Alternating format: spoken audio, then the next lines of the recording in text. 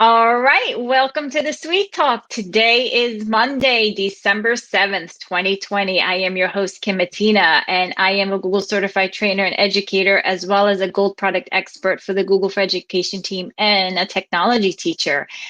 And I have again on my show, and I'm so happy she's here, Miss Wendy Peskett from London.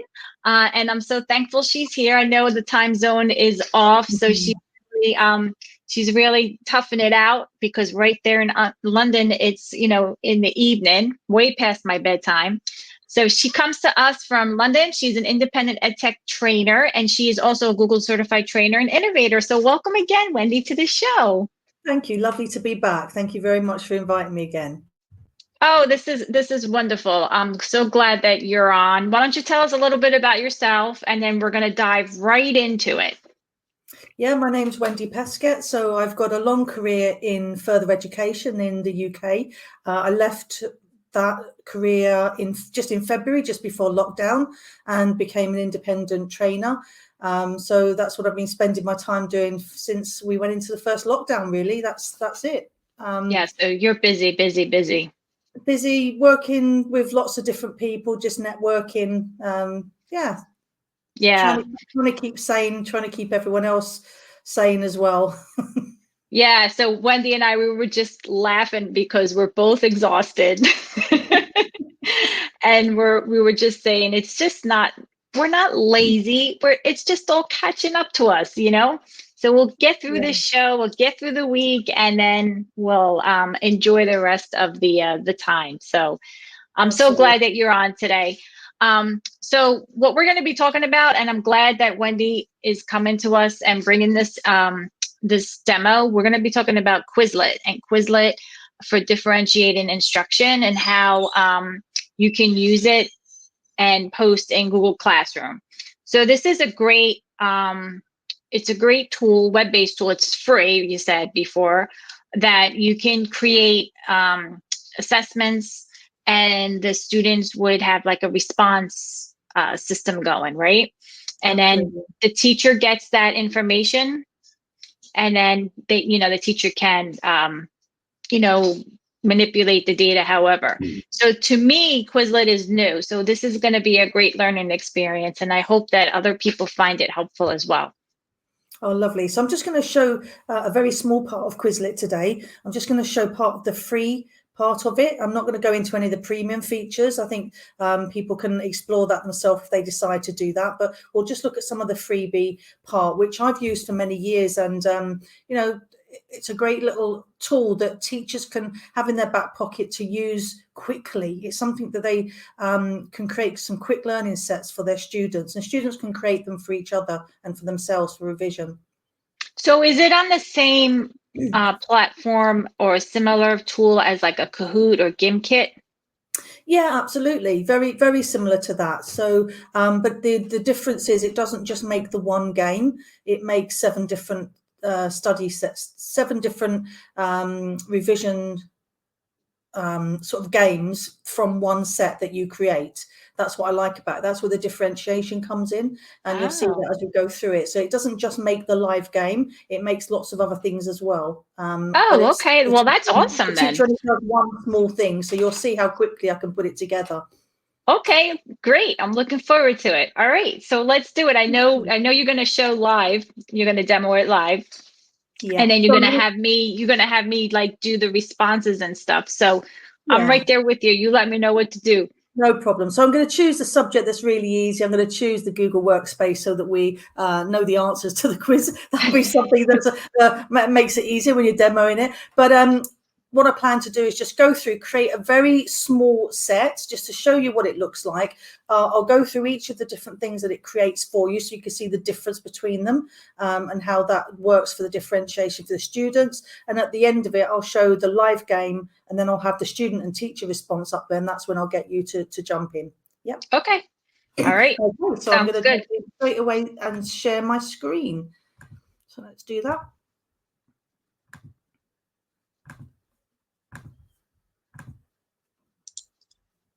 Okay, so you should be seeing Quizlets now. You should be seeing the homepage of Quizlet. I've just gone to quizlet.com. And as I said, I'm only going to be showing the free part of this. I'm just going to show a very small section of it, but something that teachers can use straight away. It's one of those tools that you can show somebody, and within the session that you're teaching them, they can go away with something they can use straight away. So first of all, you've got the dashboard here. And once you've created your account for Quizlet, what you'll see is you can see all the recent ones on your dashboard, as you'd expect. But what you get down the bottom here is the share the Quizlet love, and you can invite other teachers. So if you're the teacher that's first in your organization or your district and you want to invite other teachers, you can invite them using that link, and they can then get access to an account, and you get some free time with the premium features as well. So that's a way of trying out. Yes, that's a really good way of trying out to see if you want to invest in the premium features. So rather than buying it straight away, always try it first and see how you get on with it. I think once you use it, you'll find that you'll like it. So, do you have the premium subscription? I do on one account, not on this one. So yeah, I've got different accounts that I use, but yeah, I use it for one particular thing. For the demo, I tend to just show the free bits and then let people explore the premium themselves. Yeah. So what I'm going to do first of all is I'm just going to click on create at the top there. So nice and easy, click on create, and I'm going to look at the set. We're not going to look at class so much, but I might dip into that at the end. But a set is the learning set that we're going to create about a topic. So I'm going to choose the topic of Google Workspace today. If I can type Google Workspace, there we go. So I have to put a title in. I don't have to put a description in unless I want to, but I could do that. And if I've already got all my words in a list in Excel or Word or Google Docs, I can actually import them from there. Just so if you've got a very long set of words and descriptions that you want to put in, you can import them. But I'm going to show you how to do it the longer way round, just to show you how quick it is anyway. And then you've got your visibility, so you can change that. So at the moment, it's going to be visible to everybody. And at the moment, it's just editable by me. So sort of the standard things you'd see around collaboration here. I'm going to scroll down this bit, which is add an annotated diagram, because this bit is actually one of the premium ones. It's a great feature. You can put a diagram on and then people can drag and drop and you can set that up. But we're just going to create the basic study set for now. But I think you'll still like what you see. So first of all, you'll start to see on the left, I've got numbers and enter term. And on the right, it's enter definition. So my term, the first thing that I want my students to know about is Google Docs. Okay, so I want them to understand what Google Docs are. And I can click down here if I want and choose things that have already preloaded. So I can just choose Google Docs. Notice I've already got it in English. You can also choose Spanish there. There might be some other languages coming on board as well. But this is a bit I love here with the definition. So I can choose a definition that's already been used. So I can say, right, oh, Google Docs is a free web base. Oh, okay, that looks a good one. But I'm going to change it a little bit. So I want to take out the word Google Docs, because otherwise it gives me the answer to it. So really, I want to just change it so it says Google Docs and the definition is a free web-based word processor. So I haven't had to type anything yet other than Google Docs, which is the word I wanted. And then if I want to, I can choose image, and you'll notice there's some stock images within the app itself, and I can click on that, and I've now added my first term that I want my students to learn. So the thing about Quizlet is that where I've seen people do it wrong is that they try to write questions. So they try to write what is Google Docs, and the Google Docs is and they try to write it as a question. That's not what you do. You just write a definition and the term, no questions involved. You'll see the questions generated themselves from what you do in this basic standard way. So let's have a look. Let me ask you this, Wendy. The definition that you selected, did it pre-populate from another quiz or set that you had, or did it populate from like the definition on the web? It's taking it from because don't forget there's thousands of quiz that's already been created, and it's pulling it from quizzes that are already in Quizlet itself. So okay. If somebody's used this before, is this something that's useful? So it offers you what somebody else has used.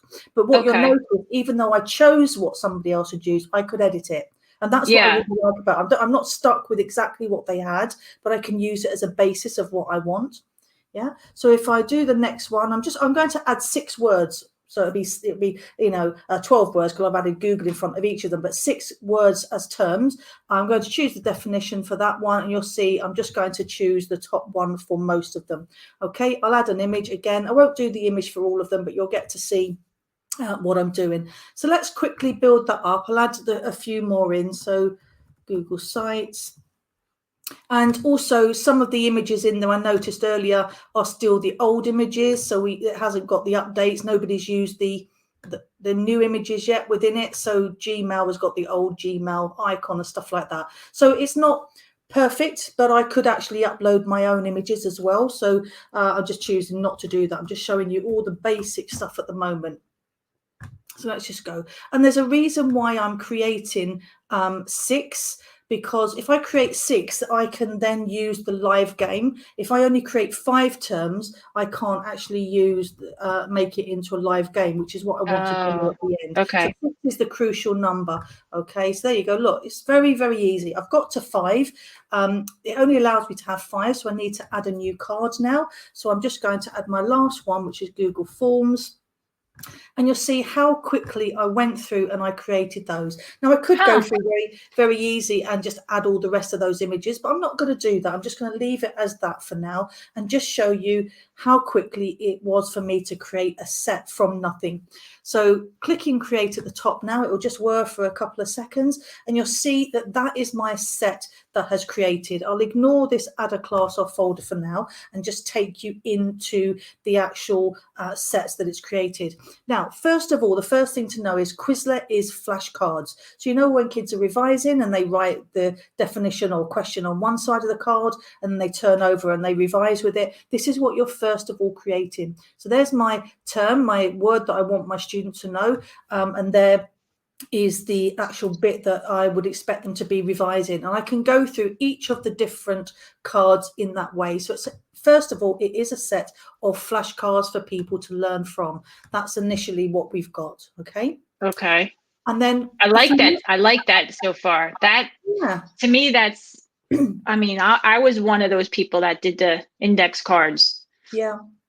And I resorted to Flippity, but this is easier. It's so easy to put the stuff in. And what I show you in the moment as well is that you actually have got so much on there that is ready to use that you don't have to even create it yourself. But I'm showing you the longest way round, and just to show you how quickly the long way round is really. So if you look here now, we've got the different study sets and then you've got some games. So this has all been created by you typing those 6 words in. So we've had flashcards. If we look at learn, what you'll see under learn is that you'll get match every term and definition correctly 2 times to finish. So if I click on that, what it will do now, this is giving me multiple choice. So it's asking me what is this one, and I can click on it. If I get it right, that's good. And if I don't get it right, it will come up and say, study this one. So what you'll notice, it said, I've got to get everything right twice. So it will keep offering me these until I get them right twice. And I also like the fact I can listen. An app which allows you to create. Oh, wow. So you've got some accessibility feature in there as well. So it's great. And then what the student is seeing while they're learning from these cards at the learning sets at the side, they're seeing the ones that they're familiar with. They see the ones that they know really well. And then they can actually select later on to star certain words so that when they do the quiz again, it only shows them the ones they were struggling with. So they don't waste time going over things they know already. It's a bit like, I can't remember what the flashcard system is. It'll come back in a minute, where you move the cards into different boxes when you know them. There is a particular name for it. It's escaping me at the moment. But if you go on to options, you'll see that you can actually change the way things are. So you can answer with the definition or the term, and you can look for particular ways of answering it as well. Now, what I would say to you is it's very difficult to answer with a definition if the definitions are long. So I usually get students just to answer with the term, because that's usually 1 or 2 words, whereas the definition, if it's a paragraph, they'd have to do that exactly as it was typed. So it doesn't work so well that way round.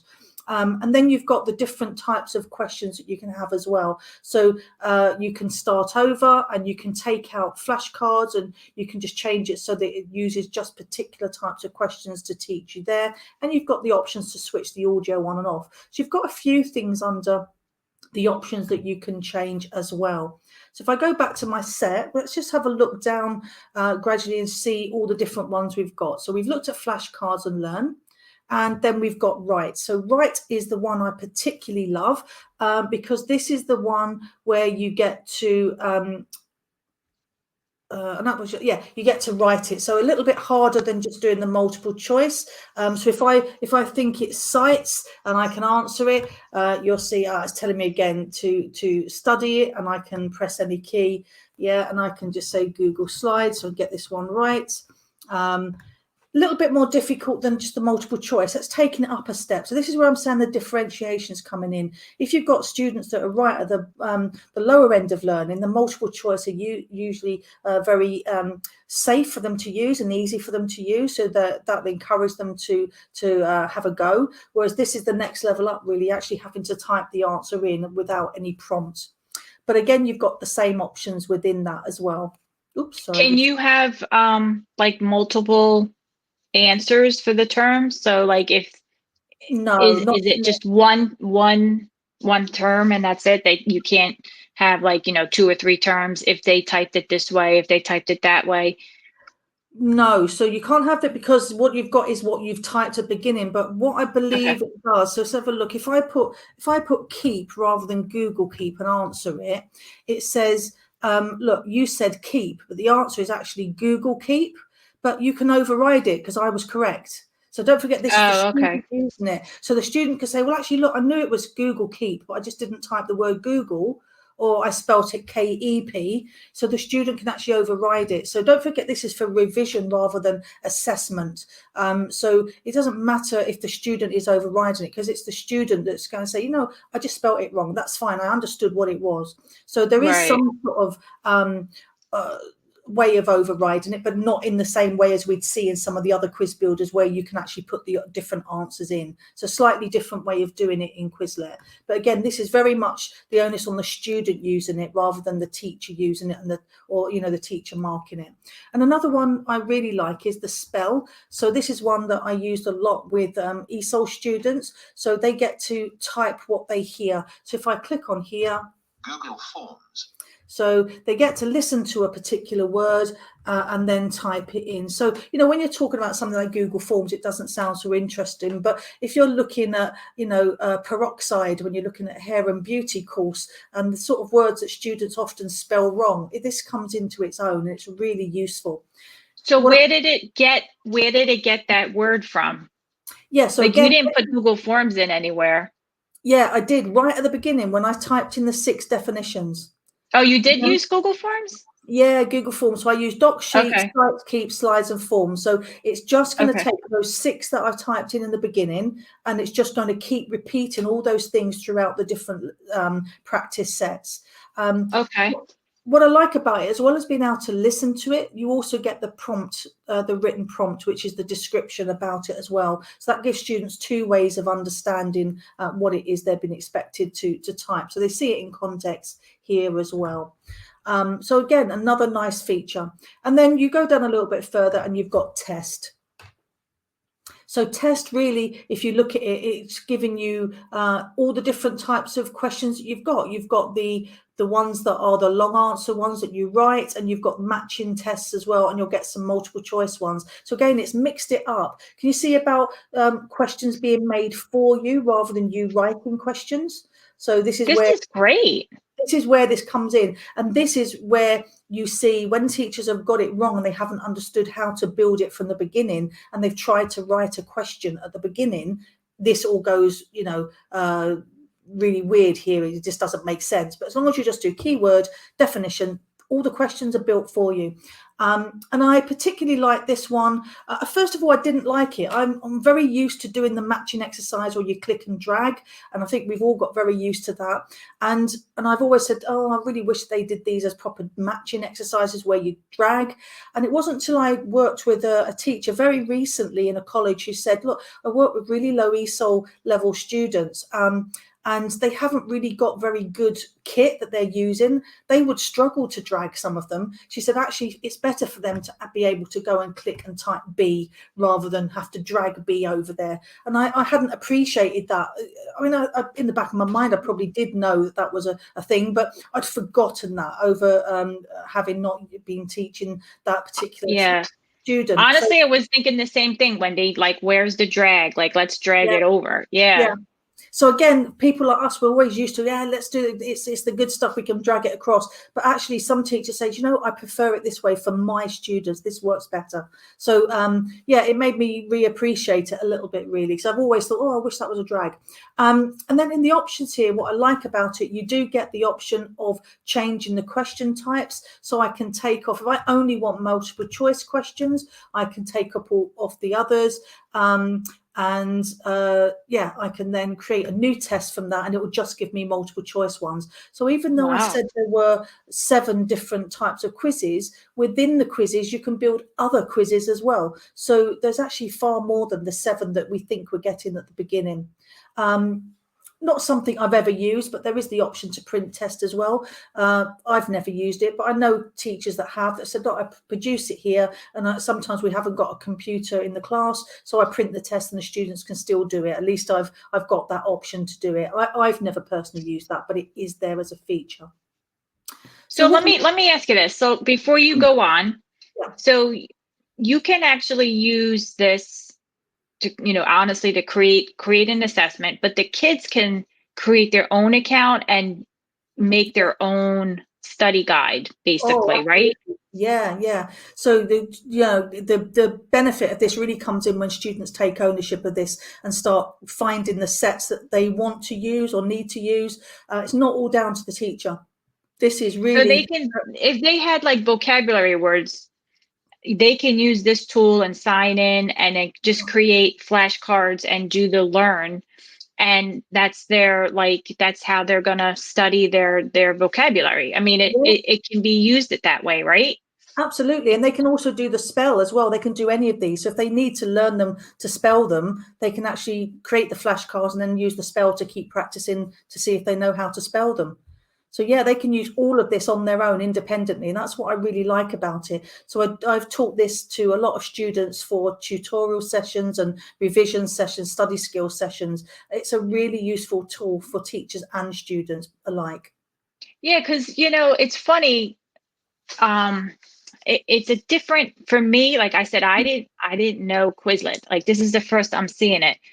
So like, we talk about using tools that are for teachers to create, and then the students just get it and they consume it. This, they can actually create and consume themselves independently, which I like, because they're driving and they're owning their own, work, so I really like that. It has the, and it's simple, that the interface is very clean. It's not cluttered. It's not overwhelming. It's really cut and dry. It's simple. Absolutely. And what you're seeing here is, because I've created this set and then I'm going through looking at them, it's telling me how much of it I've finished. So it's prompting me as a learner to go through and finish that. It's saying, well, you finished a third of this. So it's telling me, oh, look, you've got 0% last time, so you might want to go back in and test yourself again. So it really is perfect for the student to use, independent of the teacher. So this is something that, teachers need to sort of focus on with this particular revision tool. It's great for teachers to create it for the students. Perfect for remote learning, as you'll see with live in a moment. But I think this is a great tool just for students to create for themselves. Get students creating sets for each other, Yeah, I was just going to say that. Let them test each other. Yeah, absolutely. So let's have a look at, so that was the study sets. They're the things where you're learning the words. And then you've got some little games here as well. So these two are a little bit basic, so but they still work. I've seen students have a bit of fun with these. And what I tend to do when I've used these, and I have used these with adults, so in initial teacher training, not just with younger students, I've done it at all ages. What I tend to do is, if I'm going to give this to them to play as a game, before I push it out to them, I do the game first, and I do it a little bit slower than I can do. And then I set out a challenge. I say, look, guys, I've done this game and I've done it in X amount of seconds. So I push it out, and then it's amazing. It doesn't matter what age a teacher is or what age a student is. They always want to beat their teacher. Yeah, a little competition doesn't hurt. Yeah, a little bit of healthy competition. Let the teacher do it first. The students can see what score you got. They'll always do it enough times to beat you. So it works whatever age, it doesn't matter what profession they're in. They love to do that. So let's have a look at the game on this one. It's a very, very simple thing. This one, you'll see there's a time going up here. It is seeing how long. Basically, it's drag and drop. So I'm looking for things like Google Forms, Google Keep. Here we go. Look, there's Google. That's Google Docs. Got to move things around because I can't see them all. There we go. Google Sites. All I'm doing basically is looking for the ones and matching them up. You can start to see that if you get it wrong, that it will just bounce back. If you get it right, it will just disappear. So there we go. So that's cool. Yeah, and this is what I tend to do. I tend to think, is that enough time? Let's give them a little bit of time. Okay, right, I've got first place. And this is when I then send out the link to that to the students. So I would then go, okay, guys, I've got first place. I'm challenging you. And it works brilliantly in teaching. Okay, and then what we get under here is a leaderboard as well. Okay, so when the students do it, the teacher will actually see the leaderboard of who actually did it. And you'll see that you'll be at the bottom. The teacher, whoever does it, will always be at the bottom at the end, and that's what you want to see. You want to see every student beat your score. It works every time. Okay, but that's a really nice little feature. I really do like that in Quizlet. Let's go. Oh, sorry, I started a game again. Let's just go back. So that was match. Gravity, I'm not so keen on. I find it a little bit stressful. I don't know why. This one stresses me. I think I liked that when I was a kid as well. But some people might like it. But what's good about it, you can select the difficulty. You can put it on easy, medium, or hard. You can look at all your words or the ones you've starred. And I'll show you how to star in a minute. And this is what I mentioned earlier. If you've practice these words a lot, say for instance your GCSEs are coming up and you go, I've got 10 words in this study set, well 6 of them I really know, but 4 of them I'm struggling with. You can just star the 4 and then choose your study set just to look at the starred ones, and then it will only give you those 4 over and over again so that you know them. Okay, okay. Let's get started. So I thought I'd done that. Let's go.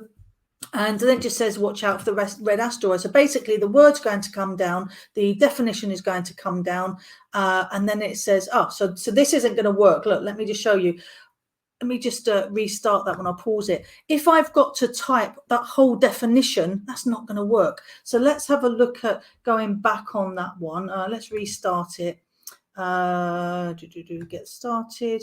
Let's change. So we want to answer with the term. That's the short one. So this is where you can adapt your game. You see, if it comes down with just the definition, you'll never be able to type it. So you want to see the long bit come down. There you go. Something similar to PowerPoint. So I know that one is Google Slides. You've got to type it quick enough and press enter, and the asteroid will disappear. And if I don't get it, don't type it in quick enough, it'll hit the bottom and then it will repeat that one for me. So this is an old game that came out in the 90s. It might even be the 80s, this gravity one. But it's a game that some students enjoy, and it does give them that repetitive bit. And notice, because I let that one go, it comes up with a prompt. So look, the correct answer was this. You didn't get that right. So I do like the fact that it stops the game and prompts you to put the answer in as well. So it's not passive. You've got to go in and do something with it. It's actually making you repeat those words again. So I do quite like that in that term. Okay, so that's basically most of the things I want to show you, except for the live game. And the live game really works perfectly for remote learning. So let's have a go and see what we can do. Now, what I said to you earlier, right at the beginning, is to make this live game work, I have to put 6 definitions in right from the beginning. So if I haven't put 6 in, notice if I scroll down and it said there were only 5 terms in the set, I would have to go in and add another one. Okay. Remember I said about the stars? Here's where I can star things. So if I decide these are the terms that I really need to practice, I can actually tell Quizlet that they're the ones that I need more practice in. So it will give me that. And you can also see that I've got my stats in here as well. So we can have a look at that in a bit. But what we want to do now is play this live game. So I know I've got my 6 terms. Let's click on live. It will get some annoying music in a minute. I'll have to turn that off, but I'll do that as quick as I can.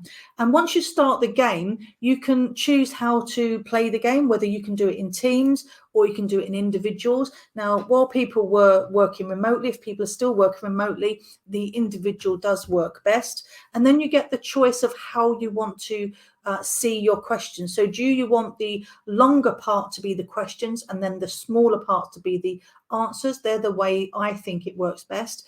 So I'm going to select that one.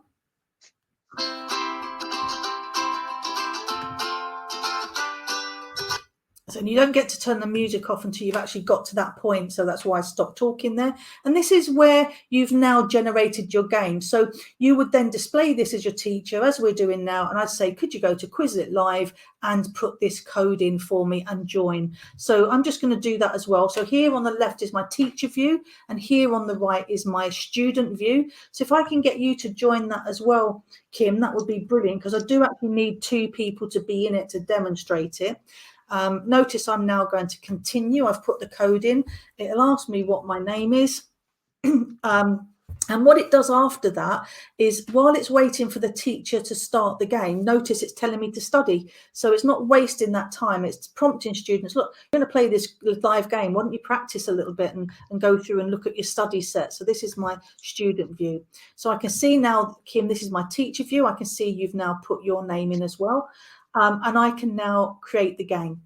I got you to go to Quizlet Live this way, but there is also a copy game link. While we were working remotely, you can copy that game link and just paste it into your chat as well, and that will get them instantly there without having to put the code in. So there's different ways, and you've got the QR code there as well, but they're the 2 I tend to use. Once I create the game here, you'll see we are then anonymized. So I become bald eagle and you become Siberian tigers. Okay. So right now, when we're playing the game, we're actually not seeing Wendy and Kim. We're seeing our animal names. And all the teacher needs to do now is to start the game. So on the left, the teacher is just going to see how the students are doing. So imagine we're doing this remotely. And as a teacher, I always join the game on my phone or on another screen like this. And once we start, we can start to say, oh, which of these is the right one, and that which, yeah, you can do it. You can see, and I'm just going to go through, and then it will change. And then the teacher on the left can see. If we get it wrong, you'll notice that the score will go back, and it will give me a prompt. It will tell me what I answered, and it will throw me back in a score as well. So I'll just keep doing a few wrong. You can go through, Kim, if you want, and answer them, but you can see what it's doing. The teacher is seeing the scores that the students are getting. I, as the student that's a little bit weaker, is trying to go through and find the correct answer. So I'm struggling a little bit on that, but you're flying with the quiz. I'll let you get to the end. Okay, so I got one wrong, and now, okay, so it takes me back. Yeah, so if you get it wrong, you go back to the end. I go back to the beginning. Okay. Yeah, so you go back to it. So it can take a little bit longer than you expect it to take. But I do like the fact that it's a game. And, you know, if you've got 20 kids on there doing this, somebody's going to fly and get to the end of it very quickly. So, and once you get to the end, if we don't get to the end, it doesn't matter. You'll start to see that you'll get a scoreboard come up as well. So I'm just going to let you fly ahead. Here we go. So I got second place. There we go. So that was me. That's me as a student. And this is what the teacher's seeing. If I come back to the teacher's set, I'm seeing the winner is Kim. And we can continue to the stats, and we can see all the different things that people were getting confused with. We can start to see what we learned, and we can play again and start again if we want. So you get some features that and some formative assessment there for your students. So I like the fact that you do get a little bit of feedback there. But that this is great, and this is all free. You didn't show us any premium stuff. No, I am only showing the free stuff. That's why I always start with saying that. And remember, going back to the beginning, all I typed in was Google Forms, Google Docs, Google Keep, Google Slides. That was everything I did. That was the sole input that I had, was typing 6 words, or 12 in this case, because I put Google in front of all of them. And that was it. It gave me all of that stuff that I can learn with and use with my students. I just think it's such a valuable app for people to use. I really do think that it's something people should use. And I've been using this. I don't even remember how long I've been using it. 10 years, maybe, possibly. Wow. I think it's been around that long. I'm pretty certain it's been around that long. And they're adding to it, and they're still developing it. I thought it would be one of those ones when I first saw it that would come and go, but it hasn't. It's stayed, and it's robust. It's a really nice piece of software for people to use. And you can see here that I've got some other stuff under. Here's my ones that I've created. I can add to a class folder. So if I've got lots of different quizzes for a particular group, I can put them in a folder or a class. What you'll notice as well is, I didn't mention at the beginning, when I go to any of these different sets, this is where it comes in with a Google Classroom. Every time I click on a particular set, it's got its own URL, so I can push this straight into Classroom. So if I've got a classroom where I've got some weaker students and I've got some stronger students, I can push out the tests to the strong students, and maybe there's a student or two that are struggling with their spelling, and I can push out the URL for the spelling test for those particular students that are struggling with their spelling. So that really comes into its own with Google Classroom.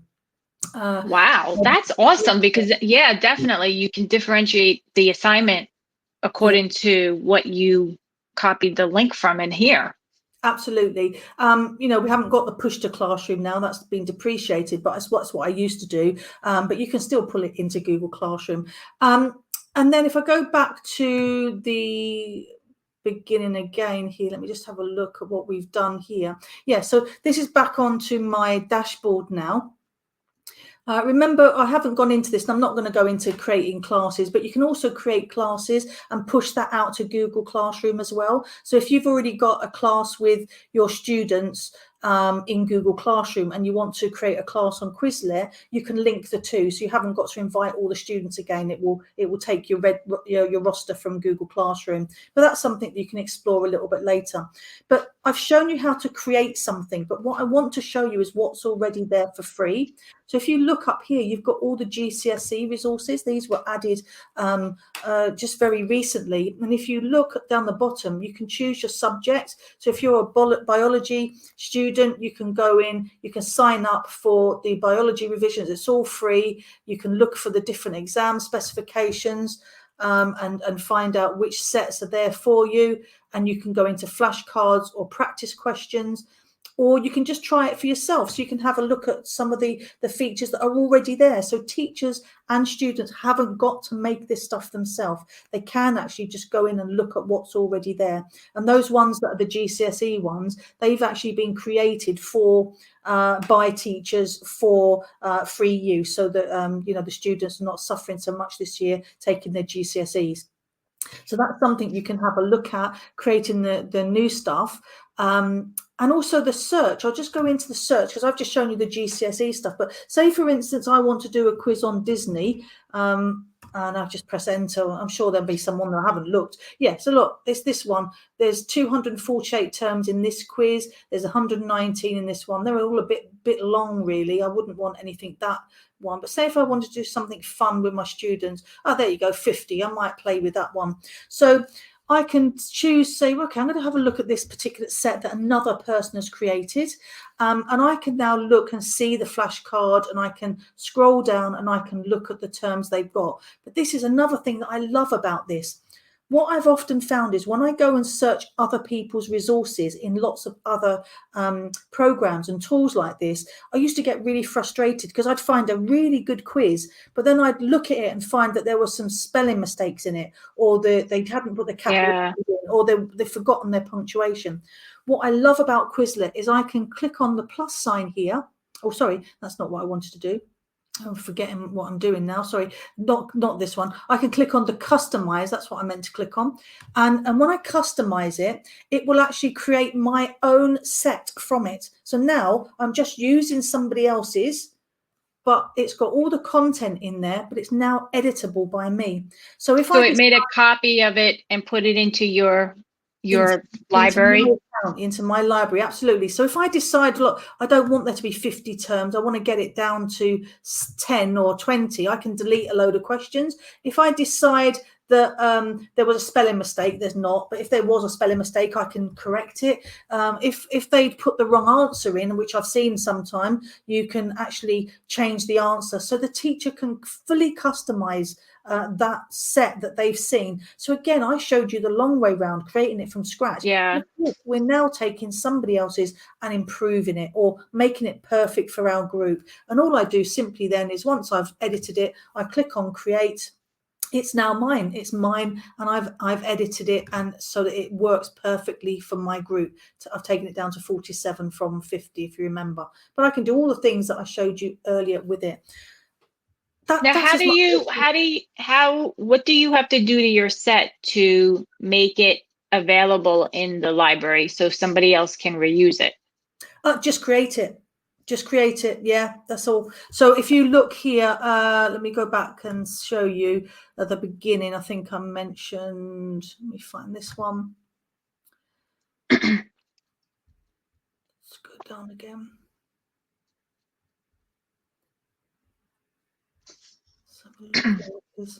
So in here, what we've got here, if you look, is I can see my progress. I'm showing. There we go. We've got share. We can send out to people. But right at the beginning, if I edited it, I got the option to make it visible to everybody. Oh, okay.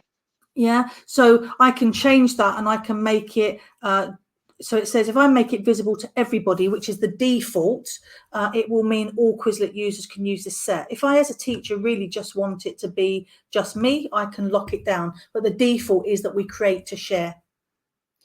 I really like this. This is, I don't know where I was when this came out. This is awesome. I'm going to have to, I mean, I'm sure teachers at my school already are using it. You know, I hear people talking about it, but I never dove into this tool. So for me, this was great. This was a great demo because I had no idea how to use it. And you really brought a lot of life into the tool and really showed how it can be done very quickly. Even though it is the long way, it's still quick. Yeah. That's why I always do it the long way first, because if that's the longest it takes, it's not bad at all. Yeah, it's not bad at all. And then I go back in and I show people, but don't start from scratch. Go and look what's there first of all. You'll probably find 98% of what you want has already been created. You can adapt it to make it perfect for you. And as I said, I didn't even look at the importing from Word or Excel. So if I've got those lists already, I can bring my lists in. You know, quite often teachers have got a dictionary or a dictionary list or a word list that they use with their students. They can pull that in and use that as well. So is there do you have to pull that in as a CSV file or something? Or you can do it as a CSV, or you can import your data and copy and paste here. Oh, okay. Yeah. Oh, wow. So nice. Wow, that's really easy. I like the fact that they've made it as simple as they can. And I really thought, when I found this, you know, years ago, I thought it'd be one of these things that come and go, because it was quite a simple little tool to use. But I was so pleased to see it going year after year and just becoming stronger and stronger. And now they've added all that free GCSE stuff. I just think it's amazing. It's time for people to use it this year, even if they just use it for their GCSE students for revision cards. I mean, I just think it's time for people to use this. I like having the different methods of studying. Like, I like that you can do flashcards, you can match it, you can spell it. Like, I like that. And plus it actually has the like an immersive reader in there as well. Yeah. So I like that. It definitely is accessible. It has accessibility. And then the differentiating is awesome, because I like just having all those options available. To me, that's a gem right there. You had me on those. Oh, brilliant. And that's it. And as I said right from the beginning, you can share the Quizlet love. You can click on invite a teacher. So like you say, if you sign up and you're the first person in your organization, just get your personalized invitation, copy the link and send it out. You can push it out on social media as well. I've never done that, but you could push it out in an email to your staff and tell them to actually sign up. That way you get your free access for a month to the premium.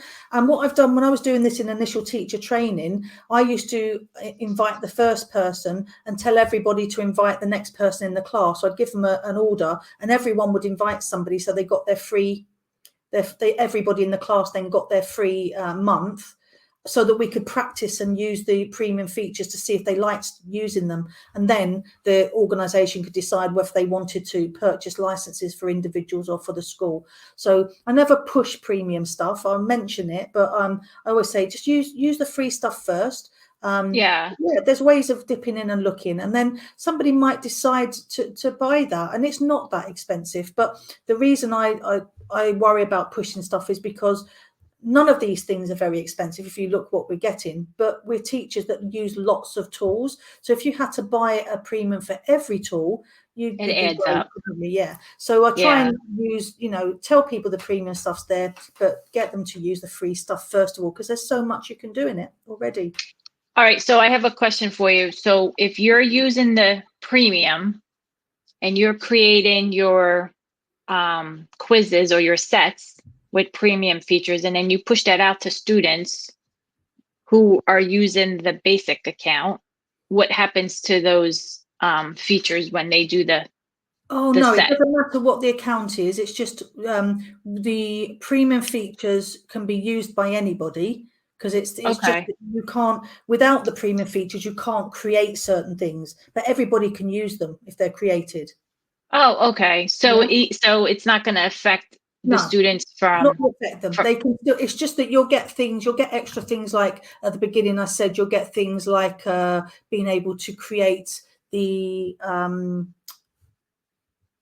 annotated diagram. You get things like that. You get things like you can upload your own images. You get things like you can upload your own voice to things, so it'll read out you read the words out. So you get extra things like that. And you can change the look of the Quizlet as well. So people can have a look. If you search Quizlet Premium, you'll see what the features are. And you can then compare and see. But like I say, just sign up for a month, play around with it. The great thing about it as well, sort of adding on to the question you just said, if you get Quizlet Premium for a month and you create some sets with it, you don't lose them at the end of the month. All that happens is you can't edit them anymore. You can still use them with your students. You can still use them. Okay. Yeah. But you can't. That's good to know. So what I've said to people before is if you get your free month, only get your free month when you know you've got time to create a load of stuff, and then use that month to be really productive creating some things in the premium features, because then you've got them forever to use in your account. Right. Yeah, that's a good idea. That's actually a good suggestion. So I'm glad you brought that up, because sometimes you sign up for the free trial and then those features are gone. Like, it doesn't so they're still there. That's good. You just can't go back and edit them. So that's okay. Yeah, that's okay. So what was that I was going to ask you? Oh, I just lost my train of thought. What I was going to say.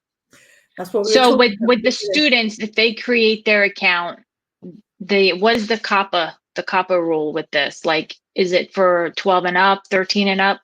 13. If they have to create their own account. Okay. Yeah, 13. Okay. And then so district wide, if they purchase a license, it's really for teachers. It's not for students. Yes, it's for teachers to create. It's for teachers. Yeah. Okay. Wow, this was awesome. I'm so glad that you showcased this tonight, because it was very helpful. Like I said, it really is it's a powerful tool. It's a simple tool. Has a nice clean interface, and it gives you what you need. Like, one more question I have: when the students take the test or the Quizlet Live, where do the analytics go? Like, I saw that you showed it a little bit, but it didn't really. didn't You'll get really basic show too much. yeah, you'll get basic, just very, very basic analytics like Okay. leaderboards with the free version. You get the full analytics with the premium. That's where Okay. that's part of what you're paying for. But Yeah. if you want to use it just for, before we had the premium features in Quizlet, and there was no, because I've been using it so long, there was no way of getting the features back many years ago. There was no real good analytics on it. I used to just get people to print screen that their score and put it into our, we didn't even have Classroom then, it was in Moodle, and I'd say, well, just print your score and put it in Moodle so I can see it. And we did it sort of a real basic way, but when something's free, you sort of use what you can with it. Right. Not perfect. You'd like more analytics. There's a little bit in there that I showed you, but it is really Leaderboard. That fully comes in, and you get the full stats when you go into the premium. Well, I'm going to check this out. I'm definitely going to create an account, and I'm going to try it out. And maybe showcase it for my EdTech tool of the month, because good. Yeah, because like you taught me this whole tool. I had no idea how powerful it was. So I'm very appreciative of that. And then what you can also do, right, is put it into a Wakelet. You can put the link into a Wakelet collection as well, so you can app smash it there and stuff. I'm gonna definitely. I'll have to tweet you and tag you when I start doing it. This month is the Wakelet. This month I have Wakelet as the EdTech tool of the month, so I'll have to do that. Maybe I'll app smash it a little bit and then start that more so in January. But this was great, Wendy. This was awesome. I really appreciate it. Thank you for showing it. It was really helpful. Well, thanks for having me. I've enjoyed doing it. Thank you. Yeah, I hope there was a few people watching. I hope people really got learned a lot from it, and hopefully they can use it as well. I know people use GimKit and Kahoot, but and Quizlet Live is one of those tools on there. But like I said, I've never did it.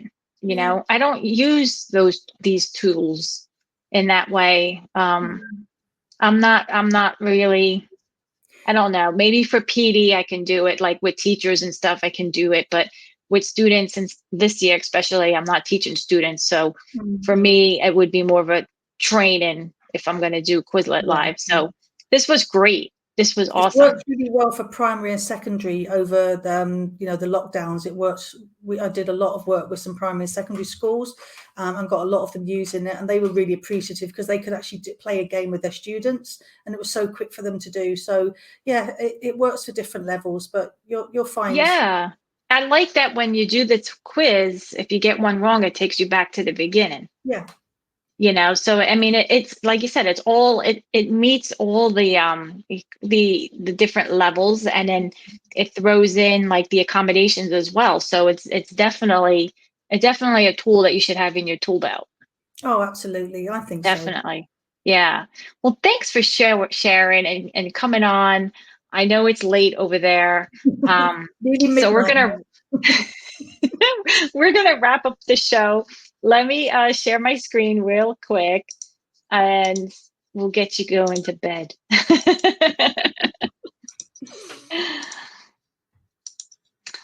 All right, so you can visit my website at thesweettalk.com, and on the homepage, you'll see the latest episode, as well as the podcast. You can check out my new Stepping Up to Google Classroom book that Alice Keeler and I wrote. It's available on Amazon. If you'd like to support my mission to pay it forward and help other educators use technology in the classroom, you can become a sponsor. You can fill out this form here, and I will get back to you as soon as I can. Right now, I'm really thankful for Slides Mania, GAT Labs, Screencastify, and Cami. They are sponsoring the Sweet Talk. The latest episodes in the podcast will be here, and there's Wendy's other podcast as well. If you'd like to be a guest on my show, fill out the guest form. Right now, I'm scheduling for February 2021. So pay it forward. Come on the show. Jamboard. If you click on my Jamboard page, you'll find a lot of information here about Jamboard, my presentation. My idea board for Jamboard is also here as well, so you can check that out. It's all free. If you have a Jamboard lesson and you want to share it, please fill out this form here, and I will add it to the idea board for Jamboard. So help me pay it forward. And one last thing, all the episodes from the Sweet Talk can be found on the episode page. So the links to the YouTube episode and the show notes are all be listed here on the page. So you can always go back to older episodes as well. And that concludes our show for tonight. So with that said, I thank you so much for being on. Thank you. Oh, I've enjoyed it. Thanks for having me. Yeah, thank you, Wendy. All right, everyone. Have a great evening. Bye. Take care. Keep safe.